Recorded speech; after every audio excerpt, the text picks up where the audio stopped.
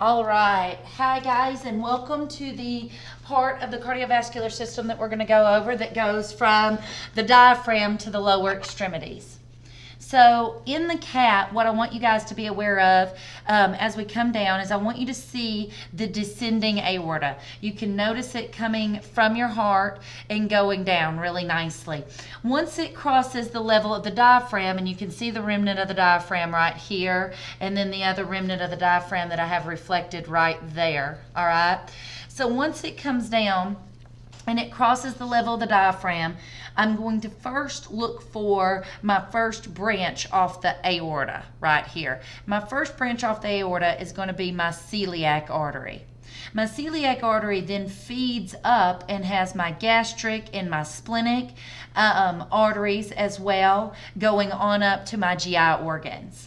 Now, coming back to my aorta highway, if you pay attention, I have a small little vessel coming off, and he would normally have attached right there, and he goes right above the kidney. All right, I'm going to reflect the kidney back so you guys can really see where he goes. He goes right above the kidney, okay? That is my prerenal artery, all right? Now, as I'm coming down, I've got this next vessel that leads off of the aorta, and the next vessel that leads off the aorta is my superior mesenteric. He's super easy to trace out because he just comes down here and he feeds to the root of the mesentery, which is what's going to connect my small intestines to the bottom or the anterior portion of my spinal column. All right. Coming back up here, you're going to see back on my aorta highway. Next exit off my aorta highway is going to be my renal, okay? And I've got my renal artery right here, and it's kind of hard to see because your vein overlies it, but if you move your vein out of the way, you can then see your renal artery really nicely, all right? Now, getting back on my aorta highway, I'm going to trace my aorta highway on down here, and then the next thing that I see is I'm going to take my colon, and I'm going to pull it up, and I can see that I've got a vessel branching off my aorta that feeds my colon, and this vessel is my inferior mesenteric. So to review these great branches off the aorta, you've got your celiac, superior mesenteric, renal, inferior mesenteric. Now, as I come on down, I can see my aorta starting to split.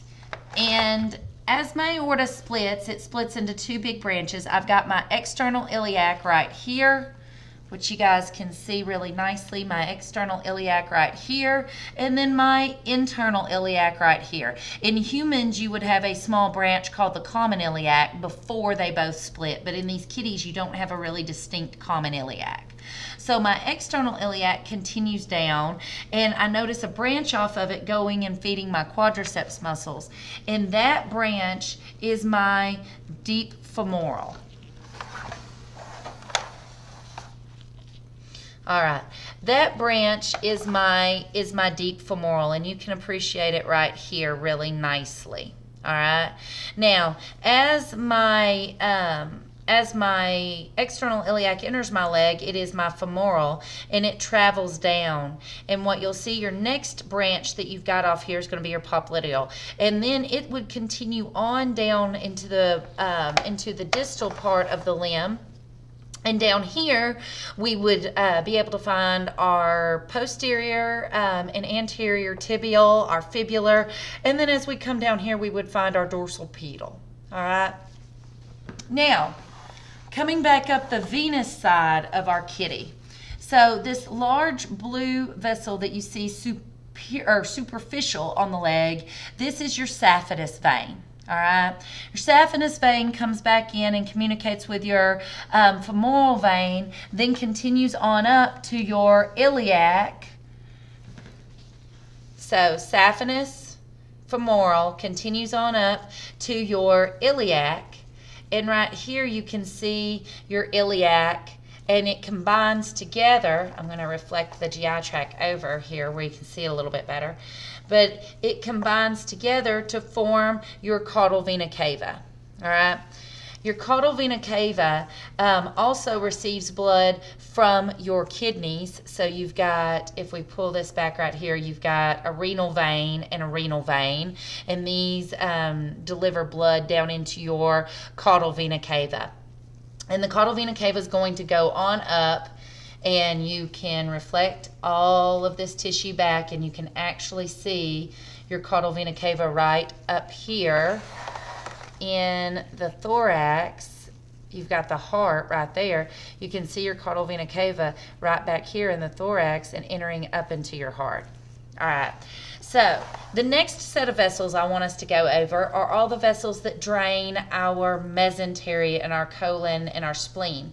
These vessels do not dump directly into the caudal vena cava. They actually dump through the hepatic portal vein. All right, so right up here, you're going to notice really nice, not receiving a lot of dye. So you can see there's the blood. That's where he was transected into. But you can see this, and this right here entering your liver is your hepatic portal vein. He received all the blood flow from your intestine. All right, and we don't have great latex in that because we don't get really good flow back past the liver. So you've got your hepatic portal vein, and it's receiving blood from your superior mesenteric, from your gastric, from your inferior mesenteric right here. All right. Now, your liver itself is going to then have 3 little veins, 4 little veins sometimes, and these are all going to come out. These are your hepatic veins. They're all going to come out, and they're going to dump into that caudal vena cava.